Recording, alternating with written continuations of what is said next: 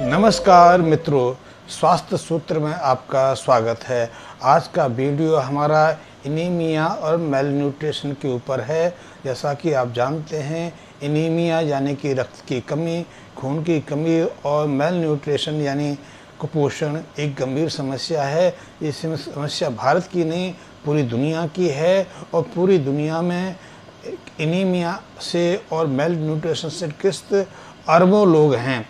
यदि हम भारत की बात करें तो भारत में प्री स्कूल पीरियड के बच्चे, स्कूल जाने वाले बच्चे या स्कूल जाने से पहले छोटे बच्चे में एनीमिया की समस्या करीब करीब 60% पाई गई है। इसी तरह जो स्त्रियां हैं उनमें भी एनीमिया की समस्या एक गंभीर समस्या बन गई है, क्योंकि ऐसी स्त्रियों में 60% तक स्त्रियां एनीमिया की शिकार होती हैं, उनमें खून की कमी होती है। इसी तरह गर्भावस्था के पूर्व और गर्भावस्था के दौरान भी स्त्रियों को खून की कमी का सामना करना पड़ता है। गर्भावस्था में स्त्रियों को 60 से 62% तक खून की कमी देखी जाती है। यदि हम पूरे देश की बात करें, देश के विभिन्न स्टेटों की बात करें, तो ये आंकड़ा ऊपर नीचे और भी हो जाता है, क्योंकि कई राज्यों में तो खून की कमी के केसेस 85% तक पाए गए हैं। और इसी तरह कुछ राज्यों में हैं जिन्होंने अपनी खून की कमी और जो कुपोषण की समस्या को काफ़ी हद तक नियंत्रण पा लिया है, लेकिन वहाँ भी कुपोषण और खून की कमी के मामले 50% से कम नहीं हैं। तो ये हमारे लिए गंभीर समस्या है, क्योंकि कुपोषण बच्चों को विकसित नहीं होने देता, उनके शारीरिक विकास और मानसिक विकास पर गहरा प्रभाव डालता है। उनके शरीर छोटे रह जाते हैं, मस्तिष्क का पूरा आकार नहीं ले पाता, वो मानसिक रूप से कमज़ोर रहते हैं, उनमें बुद्धिहीनता की शिकायत ज़्यादा पाई जाती है और वो पूरी बुद्धि से कार्य नहीं कर पाते। ऐसे बच्चे बड़े होने पर भी कमज़ोर और निर्बल रहते हैं, इनको बार बार संक्रामक रोगों का सामना करना पड़ता है। इसी तरह उनको कई अन्य गंभीर रोगों का सामना भी ज़्यादा करना पड़ता है।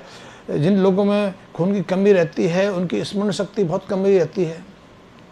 ऐसे बच्चे झुंझलाहट और चिड़चिड़ाहट से भरे रहते हैं, बात बात पर क्रोधित हो जाते हैं, घर परिवार में भी मारपीट करते हैं, लड़ते झगड़ते हैं और बाहर समाज में भी अपनी ये आक्रामकता दिखाते हैं। इसलिए हमें मेल न्यूट्रिशन पर और खून की कमी पर बहुत गंभीरतापूर्वक सोचना चाहिए।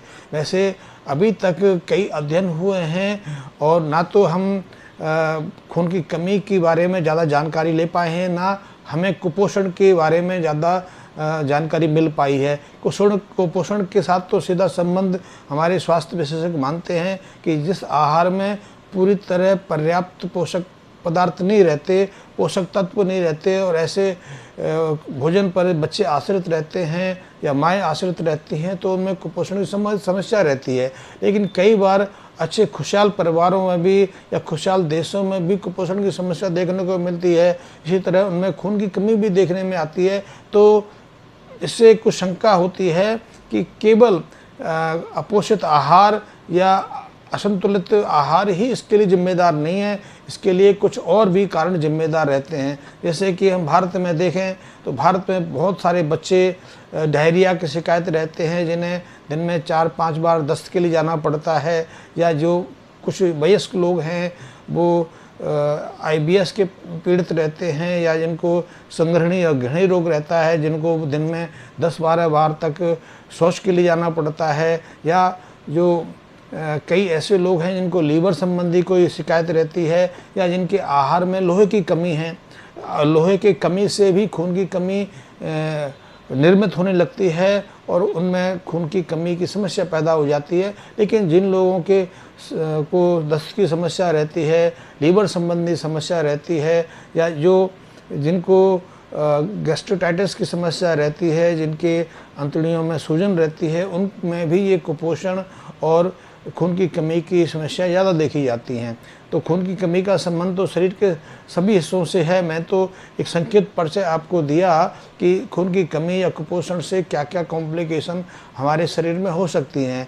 हम हिंसक हो सकते हैं, हम बुद्धिहीनता के शिकार हो सकते हैं, हम पढ़ने लिखने में कमज़ोर हो सकते हैं, हम ओजस्वितापूर्ण या साहसपूर्ण कोई भी कार्य नहीं कर सकते, हम पुलिस और सेना में जाने से वंचित रह सकते हैं। इसी तरह हम अपने सामान्य कार्यों को निपटाने में असमर्थ रहते हैं। तो हमें इस पर गंभीरतापूर्वक सोचना चाहिए, और यदि हमें हमारे भोजन में कोई कमी है तो उसको दुरुस्ती करना चाहिए। यदि भोजन सही है और यदि हमें दस्त की समस्या है, हमें संघनी की समस्या है, हमें हमारे आहार में यदि आयरन की कमी है, फॉलिक एसिड की कमी है, यदि हम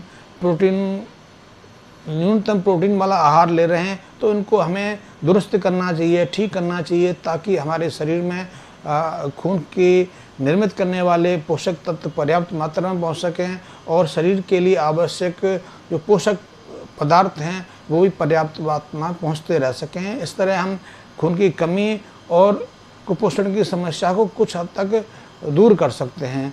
भारत सरकार का एक विभाग है नेशनल फैमिली वेलफेयर सोसाइटी, उसने कुछ साल पहले अध्ययन किया था। उसके अध्ययन में तो और भी गंभीर चेतावनियां हमें दी गई थी। इसलिए भारत सरकार का एक और डिपार्टमेंट है family and health and family welfare, उसका भी आंकड़ा है कि हमें इस समस्या पर बहुत गंभीरतापूर्वक सोचना चाहिए। यदि हमें कोई कमी है तो उसको दुरुस्त करना चाहिए।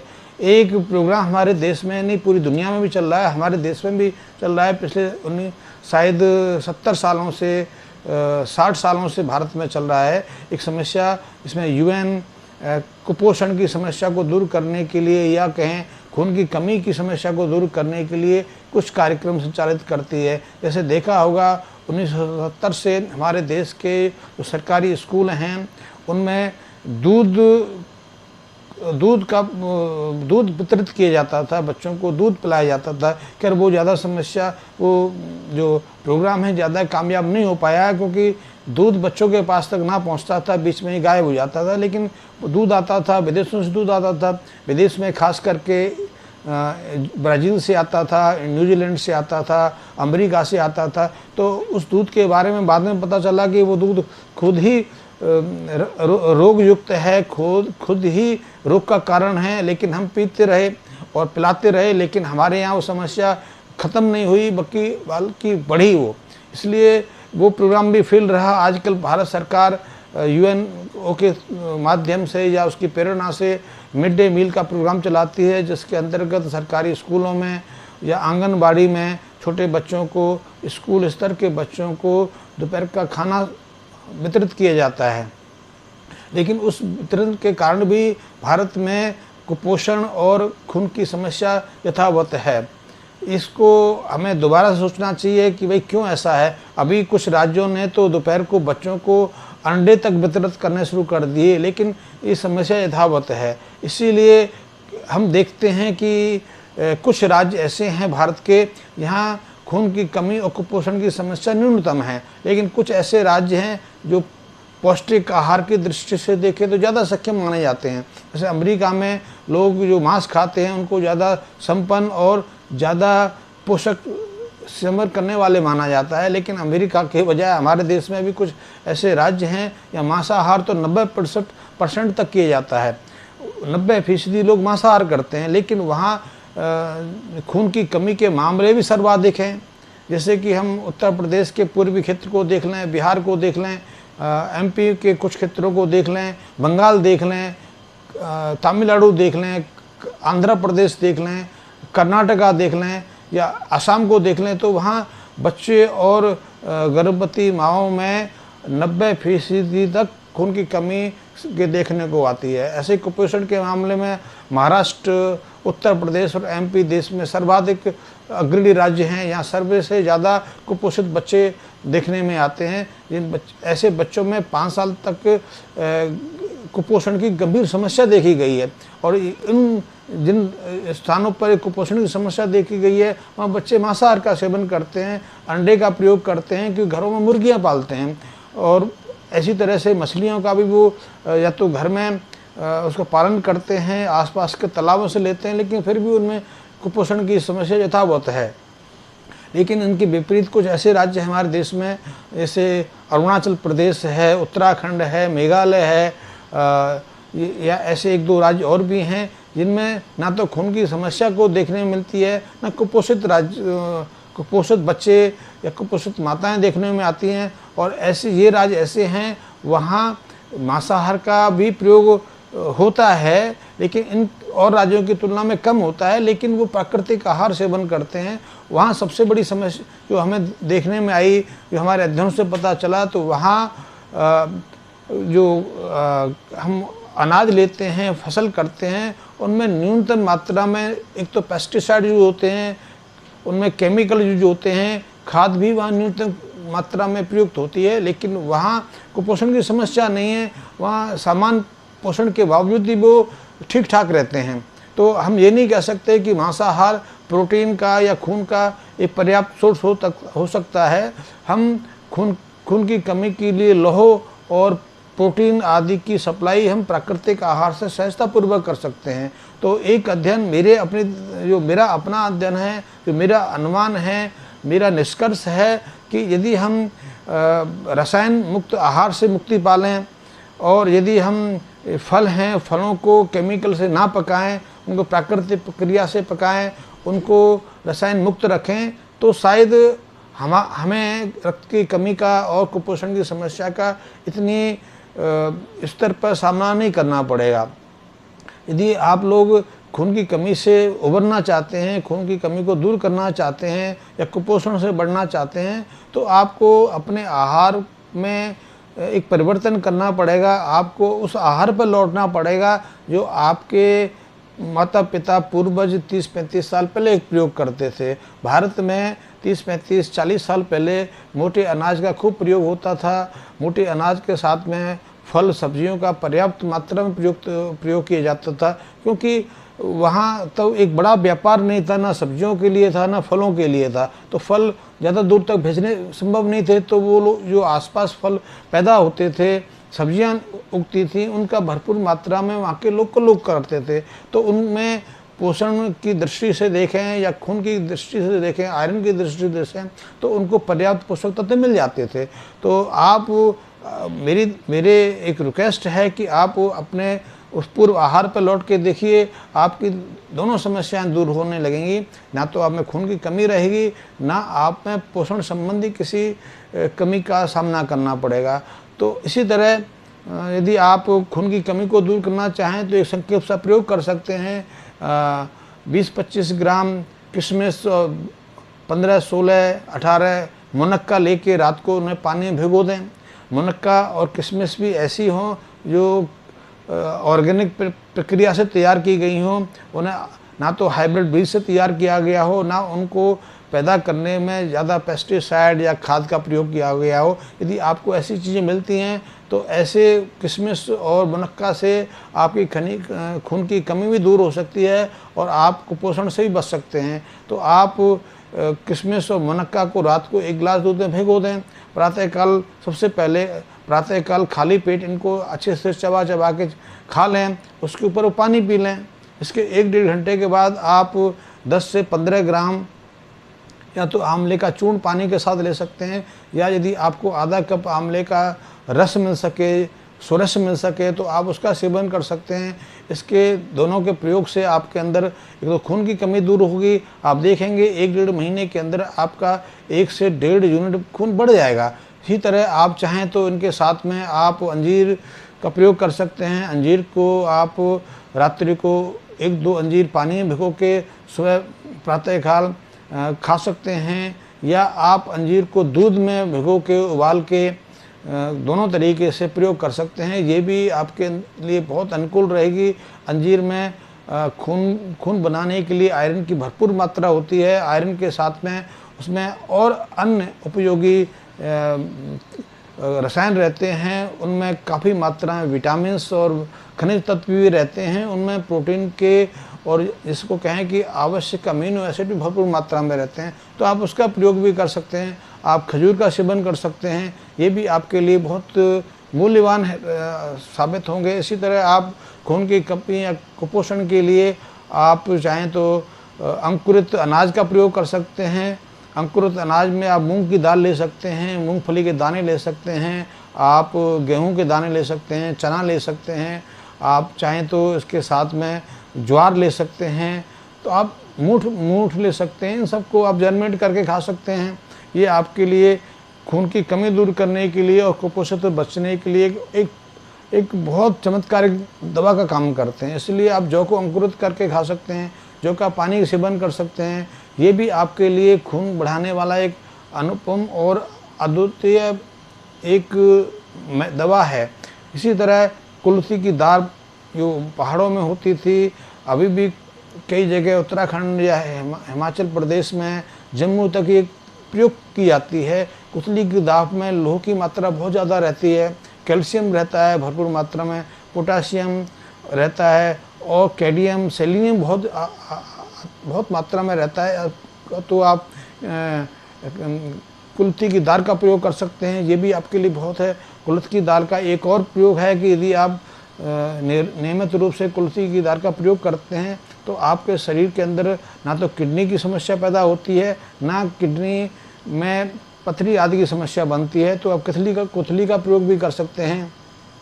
इसके अलावा आप चाहें तो भरपूर मात्रा में दूध दही का प्रयोग करें। घी से ना तो खून की कमी पूरी होती है, ना आप में कुपोषण की समस्या का समाधान होता है। तो घी स्वास्थ्य के लिए ज़रूरी है, लेकिन ना तो खून की कमी को दूर करता है, ना कुपोषित करता है। तो घी इतना ज़रूरी नहीं है। आप दूध दही का प्रयोग कर सकते हैं कि दही के प्रयोग से आपकी अंतड़ियाँ स्वस्थ होती हैं, उनमें जो पोषक तत्वों को शोषित करने की क्षमता विकसित होती है, और यदि वो क्षमता कमज़ोर पड़ी है तो वो दुरुस्त होती है, वो सामान्य स्तर पर आती है। इसी तरह पहाड़ों में सदियों से, भारतीय पहाड़ों में देखें तो सदियों से कई तरह की मिलेट्स प्रयोग की जाती रही हैं। मिलेट्स जैसे कि आप जानते हैं रागी है, जैसे कि हिमाचल में या उत्तराखंड में रागी की जगह मंडुआ का प्रयोग होता है, एमपी में रागी की जगह कोदो का प्रयोग होता है, कई जगह अलसी का प्रयोग भी होता है, जई का प्रयोग भी होता है। तो आप इनकी का भी भरपूर मात्रा में प्रयोग कर सकते हैं। कोदो में काफ़ी मात्रा में आयरन, कैल्शियम और खनिज तत्व रहते हैं। इसी तरह जो मंडुआ है, मंडुआ तो कैल्शियम का एक सर्वश्रेष्ठ स्रोत माना गया है। जो लोग मंडुआ का प्रयोग करते हैं उनमें ना तो खून की कमी होती है, क्योंकि उसमें भरपूर मात्रा में आयरन के साथ में कैल्शियम भी रहती है। तो ऐसे लोगों की हड्डियां भी बहुत मजबूत रहती हैं। आपने देखा होगा हिमाचल में या उत्तराखंड में या पहाड़ी क्षेत्रों में रहने वाले लोग निरंतर या प्रतिदिन 30, 35, 40 किलोमीटर पहाड़ों पर चढ़ते उतरते हैं, और वो 80 साल की उम्र तक क्षमता रखते हैं कि पहाड़ों पर चढ़ उतर सकें, वजन लेके भी वो चढ़ सकते हैं। ऐसी क्षमता उनको मंडुआ के कारण आती है। मंडुआ के कारण आती है वो वहाँ जो स्थानीय रूप से कुछ वनस्पतियाँ पैदा होती हैं उनका भी प्रयोग करते हैं, लेकिन उनके आहार का मुख्य अंश मंडुआ है। मंडुआ रागी का ही एक रूप है जो उत्तराखंड और हिमाचल में पैदा होता है। इसी तरह कोदो है, कोदो एमपी में, राजस्थान में, यूपी में और आंध्र प्रदेश के आसपास और छत्तीसगढ़, झारखंड में होता है। वहाँ के अब तो इसको आदिवासी खाद्य माना गया है, लेकिन आदिवासियों ने भी धीरे धीरे इसको उगाना छोड़ दिया, सेवन करना छोड़ दिया, प्रयोग करना छोड़ दिया। लेकिन कोदो में भरपूर मात्रा में आयरन होता है, कैल्शियम होता है और दूसरे पोषक तत्व रहते हैं। तो यदि आप कोदो का प्रयोग करते हैं, चाहे कोदो का प्रयोग खिचड़ी के रूप में करें, चाहे उसकी रोटी बना के प्रयोग करें, या उसका पुलाव बनाएं, या उसके बिस्किट्स बनाएं, अब किसी भी तरीके से कोदो का प्रयोग कर सकते हैं। तो कोदो भी आपके लिए बहुत ज़रूरी है, बहुत मूल्यवान है। आपकी खून की कमी को दूर कर सकती है और कुपोषण की समस्या का समाधान भी कर सकती है। शायद आपको जानकारी हो, एमपी सरकार ने, मध्य प्रदेश की सरकार ने भारत सरकार के एक विभाग के साथ मिलकर एमपी के कुछ डिस्ट्रिक्ट्स में कोदो और कुपोषण के ऊपर एक अनुसंधान कार्य चलाया था, और उसके बहुत अद्भुत परिणाम सामने आए हैं।